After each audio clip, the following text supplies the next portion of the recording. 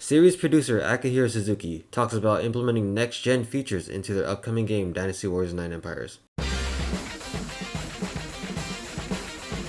Alright, so let's take a look here.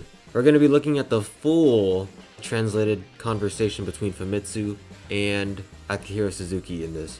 Now there is like a cleaned up version of this on Siliconera.com where they just go over the highlights, but I kind of wanted to go through everything, so we're going to look at the full conversation between Famitsu and series producer Akihiro Suzuki on implementing Dynasty Warriors 9 Empire's next gen features and whatnot. So right here it says, Famitsu asks, what will happen to the loading screen in Dynasty Warriors 9 Empires? This game is using the massive map from Dynasty Warriors 9 as a resource, Suzuki says. There were cases in Dynasty Warriors 9 where parts of the map couldn't even load in time, but that problem is mostly gone now.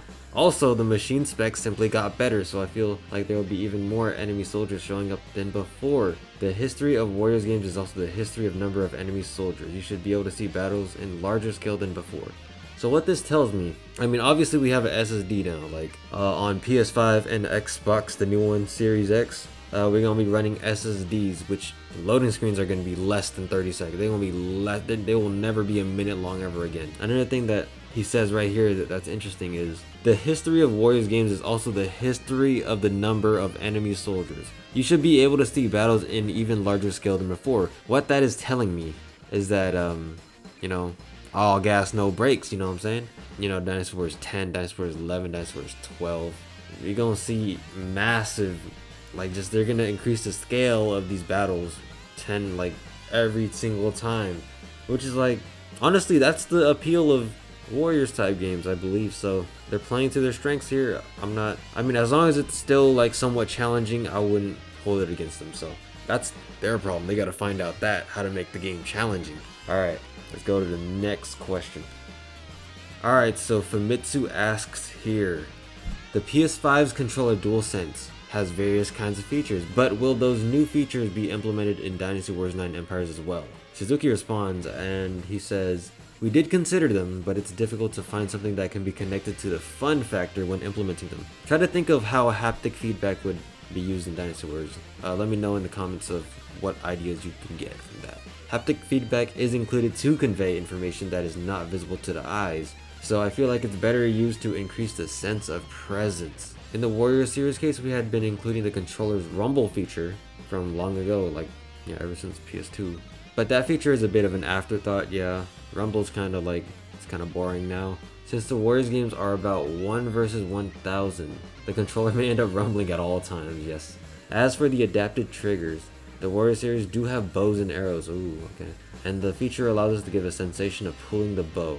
However, if we were to pursue reality too much in the controls part, I feel like it would have interfered with the action.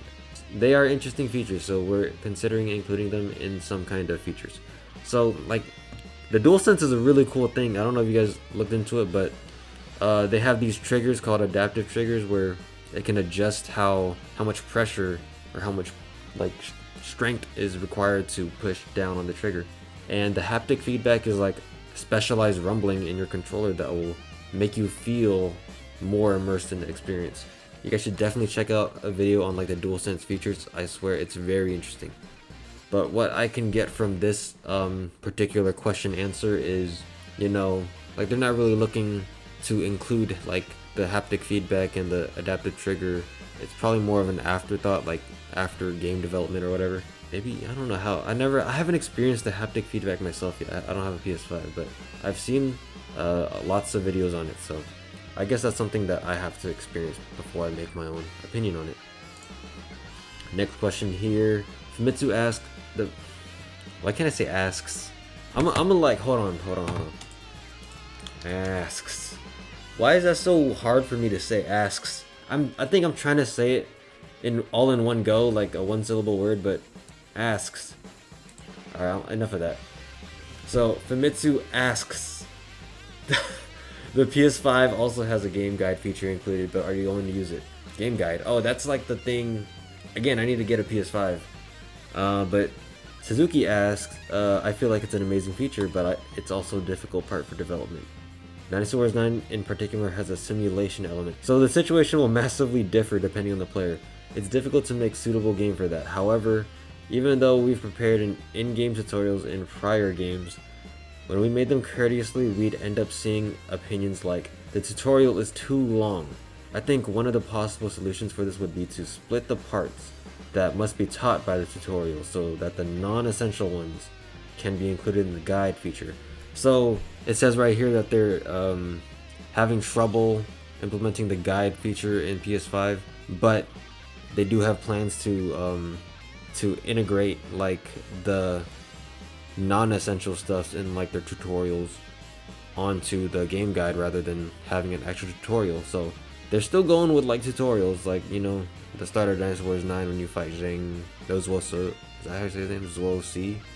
It seems like they're gonna split the workload between the actual tutorial and the game guide if they do actually end up implementing features in that, but I think that's a given. But okay, so Famitsu asks, both consoles, PS5 and Xbox Series X, have disc drive-less versions, but are you going to include a physical limited edition? So are we going to get a limited edition is what they're asking. Suzuki responds, we're also currently considering such a limited edition for the Dynasty Warriors 9 Empires as well, but we still haven't decided on the specs. However, I feel like it's going to be physical only. Wait, what? Oh, for like limited edition. Okay. So people who do consider buying the limited edition may better buy the console with a disc drive. I think that goes without saying if you're like someone that likes to collect, you know, limited editions. So what he's saying there is if you want to collect, if you want to buy limited editions, you might as well invest into the disc-in option, because they're basically saying limited editions are going to be limited to physical. Oh, this is the last one. All right, I thought it was going to be longer than that. Okay. Mitsu asks, finally leave a message. Suzuki, what you got for us? Although there has been no new information since the first reveal, that is true. I mean, we're getting these interviews, but they're not really much, you know.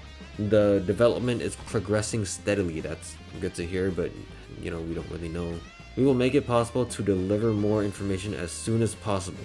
So please kindly keep on supporting us. This is actually really nice right here. So yeah, there has been a severe lack in Dynasty Warriors 9 Empires news ever since, like, has it been 2 months now?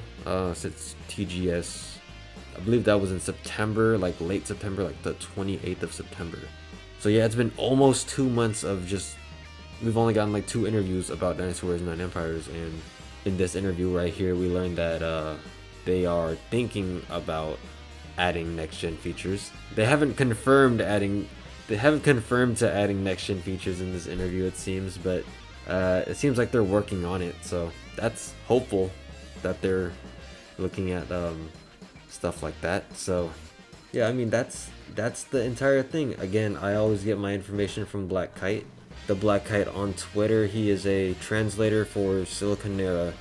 Follow him on Twitter, and then also check out his articles on Siliconera. They're a lot more probably a lot more formal and easier to like digest than whatever I'm spewing out, so definitely check him out.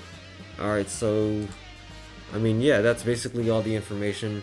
Hopefully we get more Dynasty Warriors 9 Empires news after Hyrule Warriors drops today, but by the time I upload this video, it's gonna be dropping today.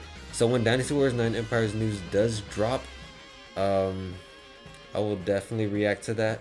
I mean, subscribe if you want to. If you liked the video, then like the video. And if you did like the video, I mean, that gives a little bit more incentive to actually subscribe to keep up on what I'm doing. Leave your comments about what you thought about the dual sense features, as well as like the haptics, the next gen features, the SSDs, all that stuff. Alright, thank you for watching, and I'll check you guys out later.